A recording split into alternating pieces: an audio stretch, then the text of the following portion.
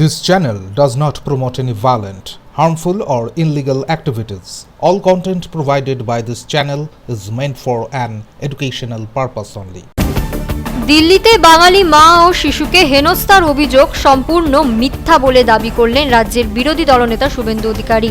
পূর্ব দিল্লির ডিসিপি অভিষেক ধানিয়ার বক্তব্যকে হাতিয়ার করে মুখ্যমন্ত্রী মমতা বন্দ্যোপাধ্যায়ের বিরুদ্ধে সাইবার ক্রাইম আইনে অভিযোগ দায়েরের আহ্বান জানান তিনি। শুভেন্দুর অভিযোগ, মালদহের এক তৃণমূল নেতার মদতেই ভিডিওটি তৈরি হয়। তিনি আরও জানান, ইতিমধ্যেই দিল্লি পুলিশের সাইবার সেলে অভিযোগ দায়েরের জন্য তার ভাই সৌমেন্দু অধিকারীকে নির্দেশ দিয়েছেন। মমতার বিরুদ্ধে তদন্ত শুরু করতে এফআইআর দায়েরের দাবি তুলেছেন শুভেন্দু। দিল্লিতে থাকা বাঙালিদেরকে অনুরোধ করব, মমতা ব্যানার্জির বিরুদ্ধে বিএনএস এর অন্তর্গত ওনার ফেক পোস্টের জন্য এফআইআর করা উচিত এবং দিল্লি পুলিশের কাছে দাবি করব অবিলম্বে মমতা বন্দ্যোপাধ্যায়ের বিরুদ্ধে সাইবার অ্যাক্ট অনুযায়ী ব্যবস্থা নেওয়ার জন্য। আর আমি কাঁথির এমপি সৌমেন্দু অধিকারীকে অলরেডি টেলিফোনে বলেছি, পার্লামেন্ট শেষ হয়ে গেলে বিকেলে গিয়ে দিল্লি পুলিশের সাইবার ক্রাইমের থানাতে মমতা ব্যানার্জির নামে স্পেসিফিক এফআইআর করবে।